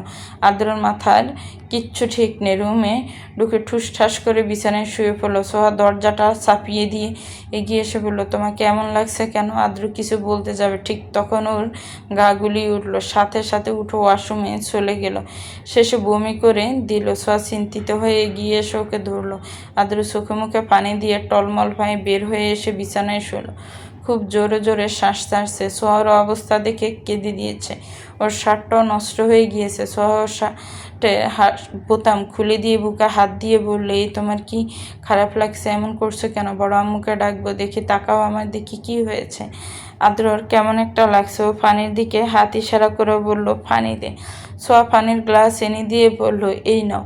বড় আম্মুকে ডাকবো? না, ওই দেখ সাইড টেবিলে ওষুধ আছে, এনে দে। সোয়া তড়িঘড়ি করে সাইড টেবিলের ড্রয়ার খুলে ওষুধ বের করে আদ্রের সামনে দিল আর বলল, কোনটা দিব? আদ্র খুঁজে খুঁজে একটা ওষুধের পাতা নিয়ে সেখান থেকে 2টা ওষুধ খেয়ে নিল। সোহা বলল, কিসের ওষুধ খেলে? একটা খেলেই তো হবে, 2টো খেলে কেন? তুই বুঝবি না, রুমে যা। আদ্রর আবার গা গুলিয়ে উঠলো। আবারও ওয়াশরুমে চলে এলো। আবারও বমি করে বের হলো। সোয়া এগিয়ে এসে ধরার আগে আদ্র বিছানায় এসে বসে আবারও 2টো ওষুধ খেয়ে উবু হয়ে শুয়ে পড়ল। এত জোরে শ্বাস নিচ্ছিল যে ওর বুক অনেকটাই উপর নিচ ওঠানামা করছিল। আদ্র এভাবেই বলল, তুই রুমে যা, এভাবে কেউ দেখলে সমস্যা হবে। বিয়ে বাড়ি, অনেক লোকই আছে। সোয়া কেঁদে কেঁদে বলল, তোমার শরীর ঠিক নেই আর আমাকে বলছো চলে যেতে? যাব না আমি, লোকে দেখলে দেখুক, বলবো ভালোবাসি। আদ্র ঘাড় ঘুরিয়ে সোহার দিকে তাকালো। সোহা এগিয়ে এসে ওর হাতটা ধরে কান্না জড়িত কণ্ঠে বলল, বেশি খারাপ লাগছে? ওষুধ খেয়েছো না? ঠিক হবে, তুমি আস্তে আস্তে শ্বাস নাও। আদ্র সামনের দিকে ফিরে শুলো। তখন সোহা জিলিক চলে আসার পরেই আদ্ররা ড্রিঙ্কস করেছিল। বেশ অনেক দিন পরে আদ্র ড্রিঙ্কস করার ফলে এরকম অবস্থা হয়েছে। এখন ধীরে ধীরে স্বাভাবিকভাবে নিতে নিতে ঘুমিয়ে গেল। সোহা পাশেই বসে রইল। শেষ রাতের দিকে রুদ্র অদরাকে বুকে জড়িয়ে শুয়ে আছে, মাথায় হাত বুলিয়ে দিচ্ছে। অদরা রুদ্রের উন্মুক্ত বুকে মুখ গুজে আছে। এরপরে রুদ্র ওকে ছাড়িয়ে বিছানা থেকে নেমে দাঁড়ালো। এরপর অদরাকে ফাজা করে তুলে নিয়ে গেল ওয়াশরুমের দিকে। অদরা আমতা আমতা করে বলল, কি করছেন? শাওয়ার নিব দুজনে? মানে গেলেই বুঝতে পারবে শোনা। অদরা লজ্জা পেল। রুদ্র অদরাকে ঝর্ণার কলের নিচে দাঁড় করিয়ে পানি ছাড়লো। অদরার শরীরে পানি পড়তে ও রুদ্রকে বলল, আপনি বাহিরে যান, আমি আসছি। রুদ্র বিনা বাক্যে বেরিয়ে এলো। অদরা বের হয়ে আসতে আসতে রুদ্র বিছানা থেকে ফুলের পাপড়িগুলো সরিয়ে চাদরটা উঠিয়ে বাস্কেটে রাখলো। এরপর আরেকটা চাদর বিছিয়ে নিল। অদরা ওয়াশরুমের দরজাটা অল্প একটু খুলে রাখলো। শুনছেন, একটু এদিকে আসুন না।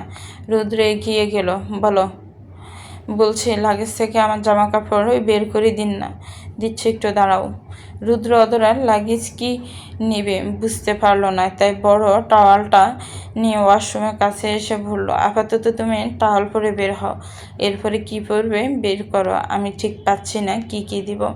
অধরা টাওয়াল নিয়ে ভেজা কাপড়গুলো ছেড়ে টাওয়াল পেঁচিয়ে বের হলো। রুদ্র আরেকটা টাওয়াল নিয়ে ওয়াশরুমে ঢুকলো। অধরা লাগেজ থেকে জামা কাপড় বের করে ফটাফট পরে নিল। এরপরে চুলটা টাওয়াল দিয়ে পেঁচিয়ে আয়নার সামনে গিয়ে ভালো করে পরতে শুরু করলো। এর পরপরই রুদ্র বের হলো টাওয়াল পরে, কাবাট খুলে সাদা শার্ট আর কালো প্যান্ট পরে চুল মুছে নিল। অধরা শাড়ি পরা তখনও হয়নি। রুদ্র হেল্প করলো। শাড়ি পরিয়ে রুদ্র অধরাকে পাঁজা কোলে করে এনে বিছানায় শুইয়ে দিয়ে কপালে চুমু খেয়ে বলল, বোর হয়ে আসছে, এখন চুপচাপ ঘুমা, আপনি একটু কাজ আছে। ঠিক আছে। রুদ্র ফোনটা নিল আগে, এরপর ওয়ালেট নিয়ে রুমের লাইট অফ করে বেরিয়ে গেল। যাওয়ার পথে আদ্রকে ডাকতে ওর রুমে ঢুকলো। সোহাকে বিছানার নিচে বসে থাকতে দেখে অবাক হলো বইকি। ও দরজা চাপিয়ে দিল। এরপরে দরজায় শব্দ করতে সোয়া সজাগ হলো। আশপাশ তাকিয়ে রুদ্রকে দাঁড়িয়ে থাকতে দেখে উঠে দাঁড়ালো, মাথাটা নত করে বলল, রাতে ভাইয়ের শরীর খারাপ ছিল, তাই এখানে বসেছিলাম, কখন ঘুমিয়ে গিয়েছি বুঝতে পারিনি। রুদ্র তেমন কিছু বলল না, হালকা হেসে বলল, কাউকে জানাতেই, শুধু শুধু একা কষ্ট করতে গেলি, বোর হয়ে আসছে, এখন রুমে ফিরে শুয়ে পড়। আচ্ছা।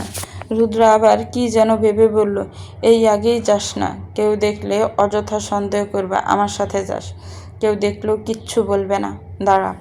সোহা হাফ ছাড়ল। রুদ্র উপরে উপরে যতই শয়তানি করুক না কেন, ভিতরে ভিতরে টান আছে। রুদ্র আদ্রর কাছে এসে ওকে ডাকলে, আদ্র উঠতো ভাই। আদ্র সোহা বলল, ভাইয়াকে রাতে কয়েকবার ডেকেছে কিন্তু উঠেনি। রুদ্র এগিয়ে আসে, আদ্রর নাকের সামনে হাত রাখলো, শ্বাস চলছে, পরপর ওর হাতের পালস চেক করলো, সবই ঠিক আছে। রুদ্র বাবু খেয়ে গেল। পরক্ষণে কোমরে হাত রেখে বলল, ও ঘুমের ওষুধ খেয়েছে, চিন্তা করিস না। ও।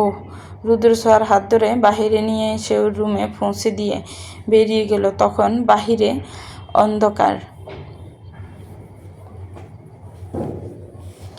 চলবে তো ভিউয়ার্স, গল্পটার এই পর্ব কেমন লেগেছে একটি কমেন্টস করে জানাবেন। গল্পটা ভালো লাগলে একটি লাইক করবেন, গল্পটাকে শেয়ার করবেন, আমার চ্যানেলকে সাবস্ক্রাইব করবেন। ভালো থাকবেন, সুস্থ থাকবেন। আল্লাহ হাফেজ। আসসালামু আলাইকুম ওয়া রাহমাতুল্লাহ।